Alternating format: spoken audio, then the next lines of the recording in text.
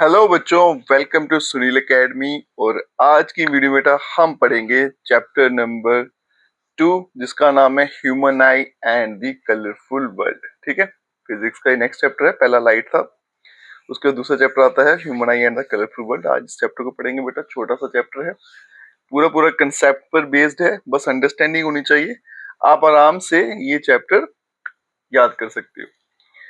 अब यहाँ देखो बेटा, सबसे पहला टॉपिक है ह्यूमन आई। तो पहला टॉपिक पढ़ेंगे बेटा आज ह्यूमन आई। अगर आप वीडियो देखते हो तो लाइक जरूर करिएगा, चैनल को लाइक सब्सक्राइब शेयर कमेंट जरूर करें। स्टार्ट करते हैं आज का वीडियो। ह्यूमन आई, तो ह्यूमन आई की डेफिनेशन क्या है बेटा?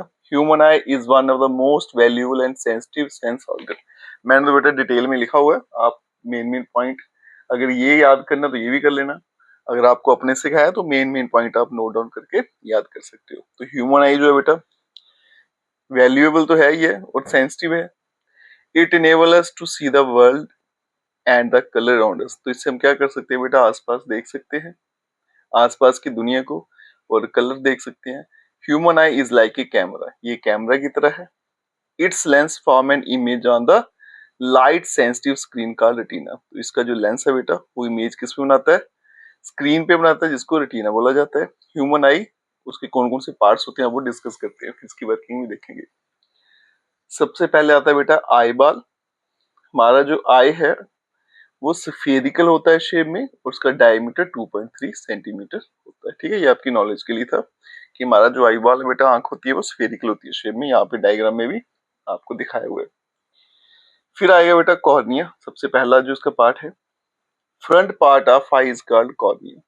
तो आपकी आंख का जो फ्रंट हिस्सा है, सामने वाला हिस्सा है, उसको क्या बोलते हो? जो आपको दिख रहा है बेटा सामने वाला हिस्सा, जो आप जब किसी आंख देखते हो ना बेटा, तो जो फ्रंट पार्ट आपको दिख रहा है सामने वाला हिस्सा, उसको हम कॉर्निया बोलेंगे।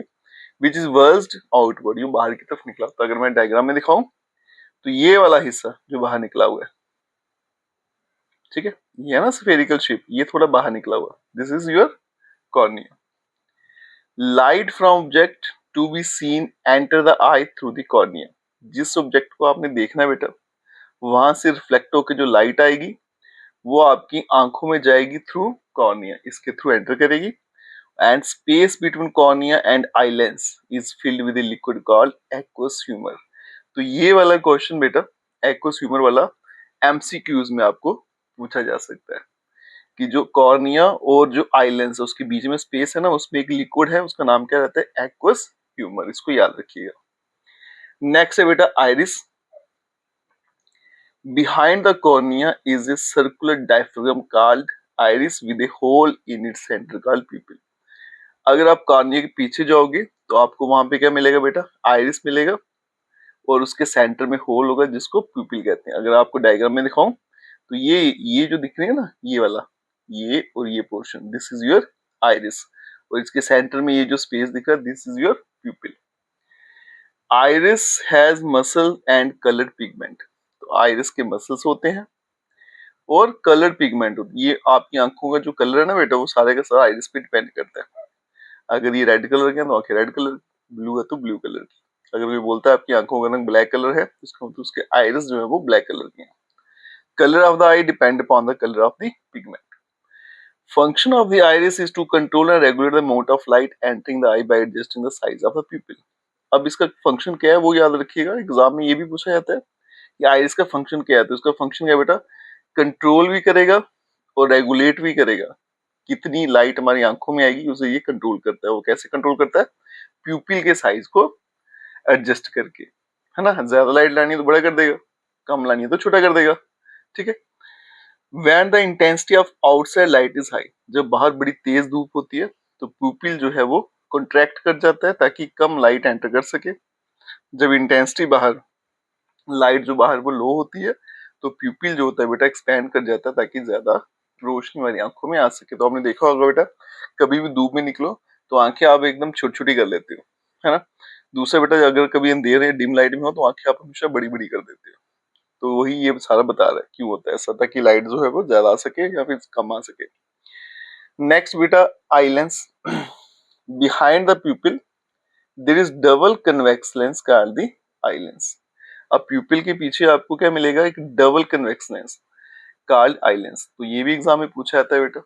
एमसीक्यू में पूछा जा सकता है कि आपकी आंखों में जो लेंस है वो कौन सा होता है, तो वो कन्वेक्स लेंस होता है। This lens is made up of jelly like material and is held in position by the ciliary muscles. ये जो लेंस है बेटा किससे बना हुआ है? जेली लाइक मटेरियल से, और इसको इसकी पोजीशन भी किसने रखा हुआ है? सिलियरी मसल्स ने रखा हुआ है। ठीक है, तो इस लेंस को बेटा किसने पकड़ के रखा हुआ है? Ciliary muscles. Okay, when the ciliary muscles are relax, जब ये रिलैक्स होंगे तो eye lens become thin. Relax मतलब दूर दूर जाएंगे, तो ऑब्वियसली बेटा अगर आप धागे को खींचोगे, जब वो दूर दूर जाएंगे तो हमारा लेंस जो है वो थोड़ा थिन हो जाएगा, वो खींचेगा वो, तो खींचने से क्या होगा? थिन हो जाएगा, तो उसकी फोकल लेंथ बढ़ जाएगी और कन्वर्जिंग पावर डिक्रीज, क्योंकि हमने पढ़ा है बेटा पावर किसके बराबर होता है? 1/f। तो अगर फोकल लेंथ बढ़ गई तो पावर ऑफ लेंस जो है वो कम हो जाएगी, कन्वर्जिंग पावर कम हो जाएगी, क्योंकि कन्वेक्स लेंस है, कन्वर्जिंग लेंस होता है।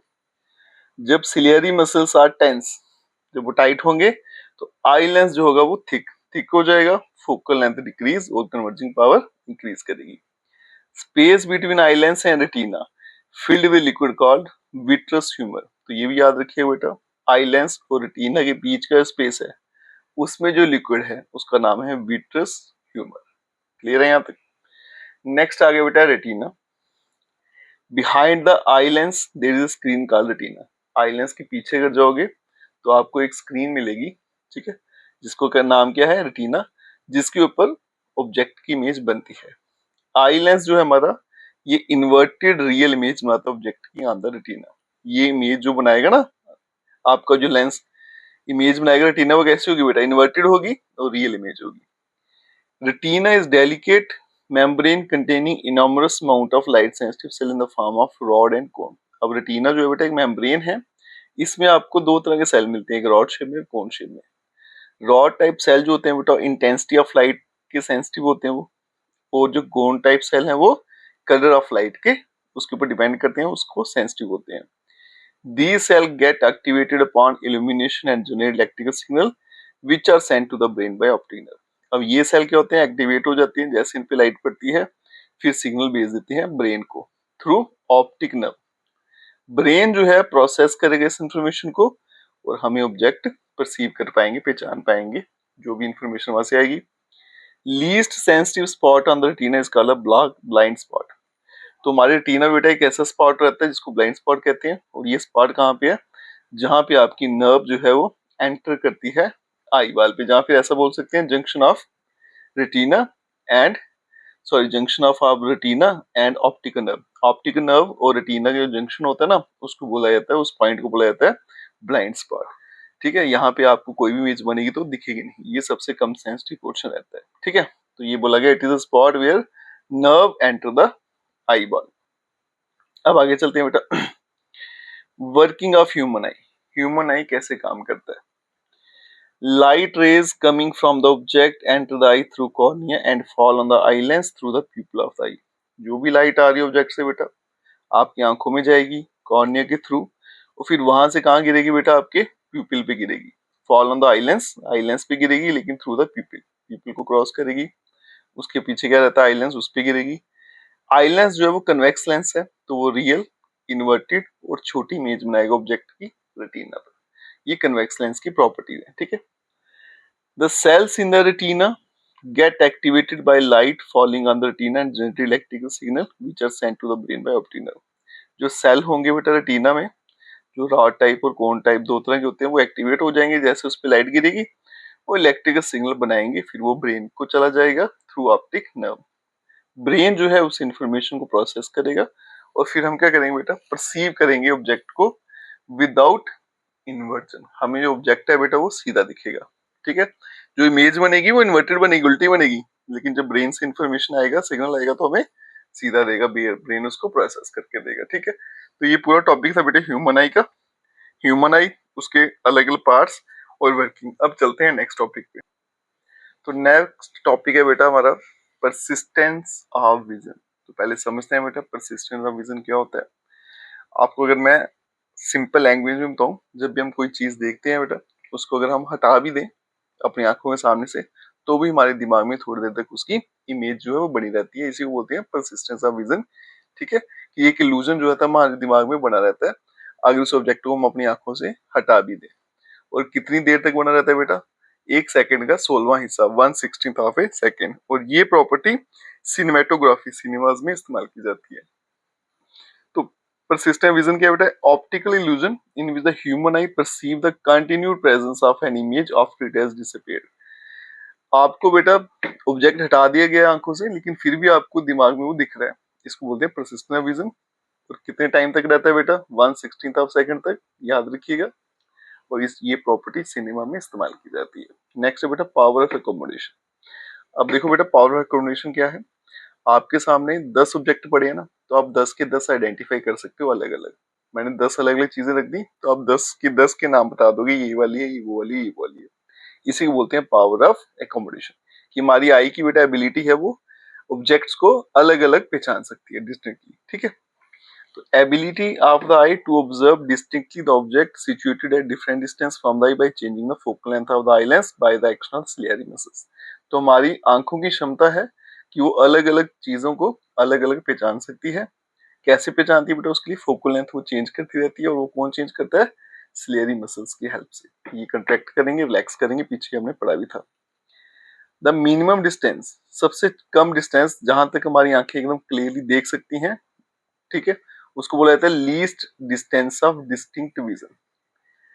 ये वो डिस्टेंस है जहां तक हमें दो चीजें अलग अलग दिखाई दे रही हैं, और इसको नियर पॉइंट भी बोला जाता है आई का, ठीक है। और नॉर्मल ह्यूमन बीइंग की बात करें अडल्ट की, तो ये है 25 सेंटीमीटर। तो 25 सेंटीमीटर के डिस्टेंस तक बेटा हमें दो चीजें, दो ही दिखने वाली हैं अलग अलग। उससे अगर ज्यादा नजदीक आएंगे तो ब्लर दिखना शुरू हो जाता है। The farthest point up to which the eye can see object clearly, तो मैक्सिमम डिस्टेंस जहां तक हम दो चीजों को अलग अलग देख सकते हैं बेटा, उसको फार पॉइंट बोला जाएगा। और नॉर्मल आई के लिए ये इन्फिनिटी है। तो 25 सेंटीमीटर की डिस्टेंस तक हमें ऑब्जेक्ट क्लियरली दिखेंगे अलग अलग, और इन्फिनिटी तक भी दिखती है क्लियर। तो ये आ गया नियर पॉइंट, ये आ गया फार पॉइंट। नेक्स्ट टॉपिक बेटा डिफेक्टिव विजन, ये भी एग्जाम में बहुत बार पूछे जाते हैं। सबसे पहला माइपिया या शॉर्ट साइडनेस। इसमें क्या होता है, जो जिस इंसान को माइपिया हो जाए तो वो क्या करता है बेटा, नजदीकी चीजों को आराम से देख सकता है क्लियरली, लेकिन दूर की चीजें उसको क्लियरली नहीं दिखती, ब्लर दिखना शुरू हो जाती है। A person with this defect has a far point near the infinity। अब प्रॉब्लम क्या होगी बेटा, ऐसे हमारा फार पॉइंट था इन्फिनिटी, हम बड़ी दूर तक देख सकते हैं, लेकिन जिस बंदे को क्या हो जाए, ये प्रॉब्लम हो जाए माइपिया, तो अब उसका जो फार पॉइंट था वो इन्फिनिटी ना, उससे पहले आ गया, थोड़ा पीछे आ जाता है। तो एक फिक्स पॉइंट तक आप देख सकते हो, उसके बाद आपको धुंधला दिखना शुरू हो जाता है। तो माइपिया में जो इमेज है और डिस्टेंट ऑब्जेक्ट का, वो फ्रंट ऑफ रेटिना, रेटिना के सामने बनता है, ये भी याद रखना, पूछा जाता है। काज क्या है बेटा, excessive curvature of the eye lens. Eye lens का कर्वेचर अगर ज्यादा हो जाए, ज्यादा कर्व्ड हो जाए तो। और दूसरा elongation of the eye ball, और आई बॉल अगर लंबा हो जाए, लॉन्ग हो जाए तो। करेक्शन, करेक्शन कैसे बेटा, इसके लिए कनकेव लेंस इस्तेमाल करना पड़ता है। ये पॉइंट छोटे छोटे याद रखिएगा, एमसीक्यू में पूछे जा सकते हैं। नेक्स्ट है बेटा हाइपरमेट्रोपिया और फार साइडनेस। तो जिस बंदे को हाइपरमेट्रोपिया हो जाता है बेटा, वो दूर की चीजें देख पाता है, लेकिन नजदीक की चीजें जो है उनको क्लियरली नहीं देख पाता। ऐसे तो हमारा नियर पॉइंट 25 सेंटीमीटर है, लेकिन उसका वो शिफ्ट हो जाता है, 25 से आगे चला जाएगा, हो सकता है 30 सेंटीमीटर चले, 35 सेंटीमीटर चले, ठीक है। मान लो किसी का 30 सेंटीमीटर चला जाएगा, तो 30 सेंटीमीटर तक वो आराम से देख सकता है, उसके जैसे आगे आएगा तो ब्लर होना शुरू हो जाएगा। पहले वो 25 सेंटीमीटर तक देख सकता था, ठीक है। तो वो क्या करेगा, दूर का तो देख लेगा, लेकिन पास का देखने में परेशानी होती है। नियर पॉइंट होता है इस बंदे का, जो है वो शिफ्ट हो जाता है, 25 सेंटीमीटर से आगे चलेगा, 30, 35, 40 कुछ भी जाएगा।